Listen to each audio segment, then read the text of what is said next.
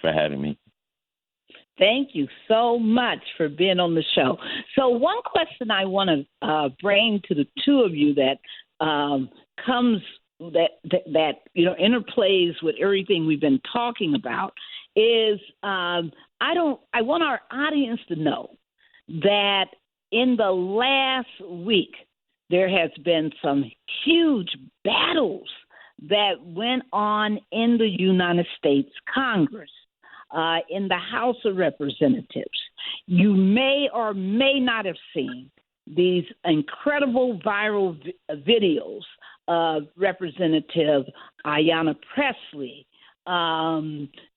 Jamie Raskin, Melanie Stansbury, Jasmine Crockett, Summer Lee, all of them going to bat at war against this new, actually was introduced this June by J.D. Vance in the Senate, but it's known in the House as H.R. 8706. It's a bill that says it wants to dismantle DEI.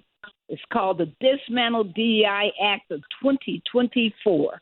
And it was up for debate last week, of course, because of the majority of the Congress being GOP.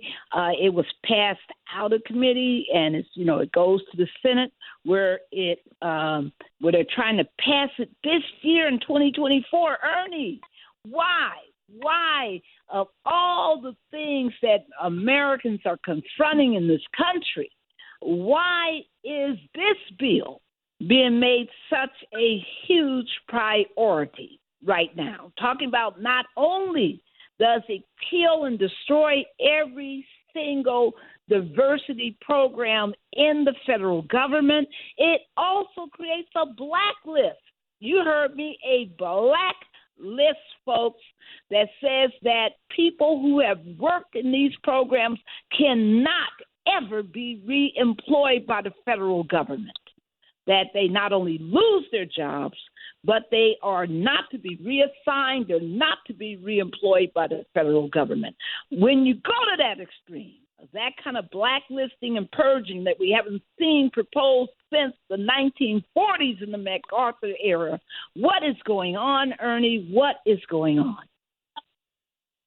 Thanks for that, Barbara. I think it's very simple.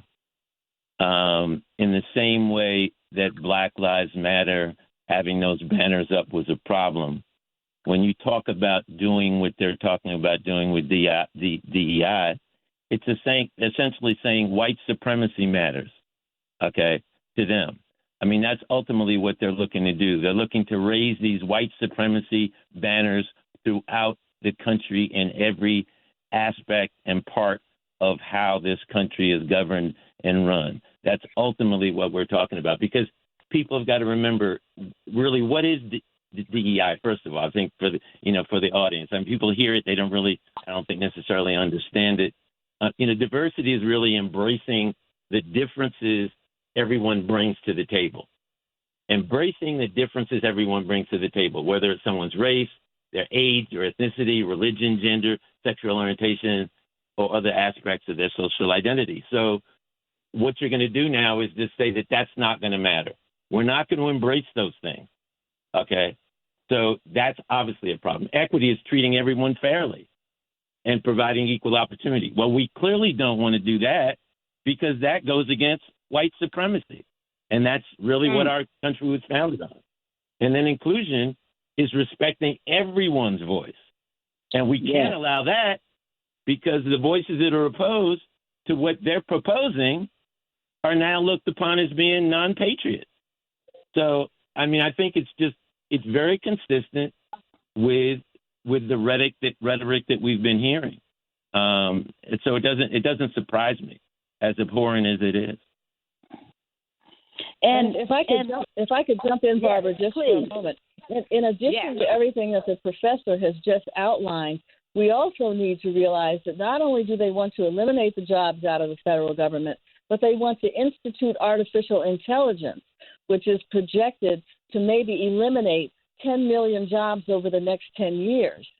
So they're not only trying to get rid of us based on DEI, but also based on AI. And we have to be focused on both of those threats.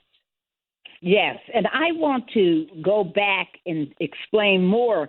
Folks, one of the largest employers of African American professionals in our country is the federal government. The federal government employs millions of people throughout the country, and these DEI programs make sure that when they're hiring people, giving jobs that African Americans, Latinos, women, and Asians and Native Americans are given some kind of review, the opportunity to apply to be employed. If you pass this anti-DEI, you're going to see a precipitous, huge drop in the employment numbers of African Americans, the employment numbers of people of color throughout the federal agencies. Also, DEI programs are about instructing people about racial tolerance. They're about also making sure that, Black history and other people that our full history as a nation is taught. All of these efforts are critical to opening the doors for your daughters, your sons, your grandchildren, for the future generations. All of this is being put at threat because J.D. Vance wants to show that he still has white supremacist credentials as they, put, a few people in the, quote, cabinet who may be perceived as, different. So I'm just really concerned about this. The other bill, Daryl, that we need to talk about is H.R. 9495. Do you want to tell our audience about what this ugly bill does? Daryl? Okay. All right. Is that the nonprofit bill where they're trying to? Yeah. Okay. Yeah. I didn't know if he was muted or what. But anyway, you want to talk about it? You want to go ahead and? Yeah. H.R. 9495 is a bill that was introduced into Congress. And what H.R. 9495 does or intends to do is that it's going to take organizations with a C3 status, a 501c3 status, and if there is a belief by the Secretary, by the Department of Treasury, by the Secretary of the Treasury, that an organization is involved in any type of terroristic activity, that it will then unilaterally, without a hearing or anything else, revoke their C3 status. And they're able to define terroristic activity however they want to define it. If you're doing something that's against the interest of the President of the United States, then that secretary who's appointed by the President can say, I'm designating the NAACP a terrorist activity, they're a terrorist group, therefore I'm revoking their C3 status. And that's what 9495 is intended to do. They very cleverly tried to introduced it by referring it as a bill that was going to deal with hostages that were overseas, and that when the hostages were overseas, that there should be certain tax relief that the hostages should receive while they're overseas. They shouldn't be imputed, and certain costs shouldn't be imposed upon them. But then they did a rider on it and an amendment to it that brought in the C3 organizations, and indicating that if C3 organizations are involved in any type of terroristic activity, that at that point in time, those C3 organizations would be, well, it doesn't even require. But Daryl, let's be clear: it doesn't require any quote terroristic activities by the C3s. It just says that if the head of the Department of Treasury, if the Secretary of Treasury believes that an organization is somehow doing some kind of work that may in fact support or help or shelter or whatever a terroristic organization, that the treasurer can, the Secretary of Treasury can just immediately suspend and terminate their C3 status. It doesn't require that they've done anything, just if the Secretary of Treasury suspects that they might or thinks that they might.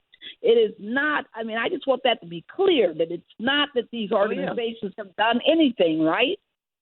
That's correct. It's not that the organization has done it. And what makes matters even worse is that the organization that the Secretary is accusing of holding these beliefs or holding these thoughts or whatever it is, they don't have the opportunity to be heard. Right.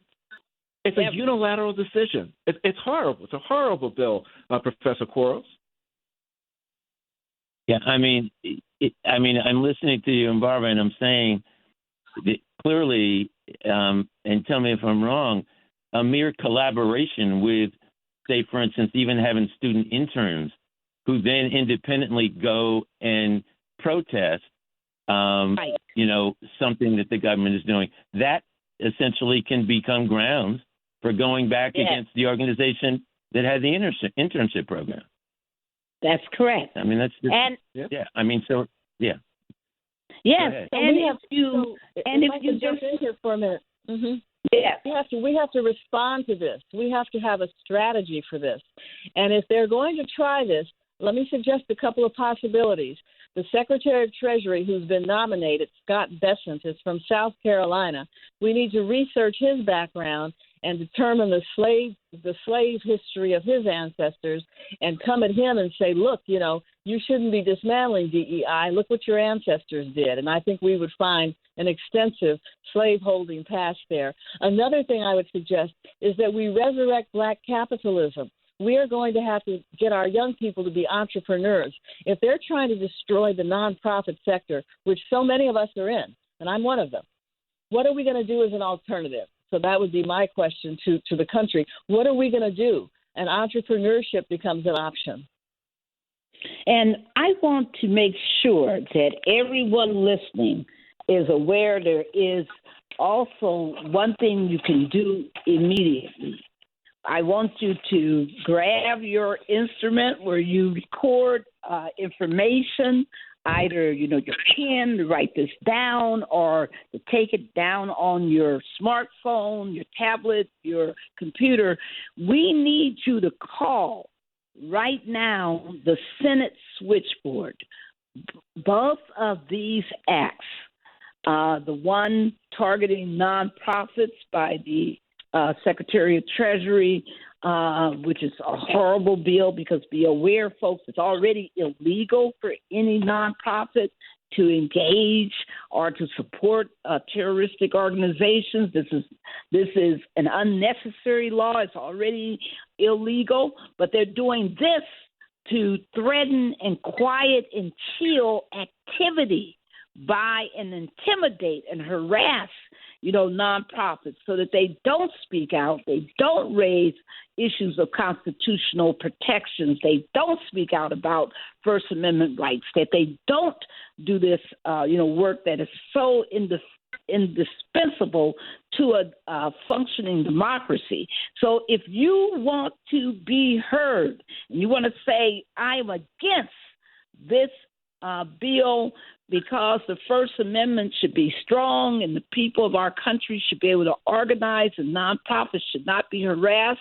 And if you want to make sure that DEI programs are supported, that they continue, then we need you to right now to call the Senate, because the Senate is where these two bills are now pending, and the Senate will be back in session on December the 2nd. So call the Senate switchboard now at 202-224-3121. You heard me, 202-224-3121. And say to your senator that they need, your senators, you have two, say to them that they need to oppose this legislation now, that we cannot have our country going down this fascistic, authoritarian road, that we need a free and open American society. Daryl? And Barbara, I want to be clear on this. Because people always look at this and say, oh, there go the conservatives again, on 94, 95. No. folks, there were plenty of folks that were on both sides of the aisle that were supporting H.R. 9495. And what we will do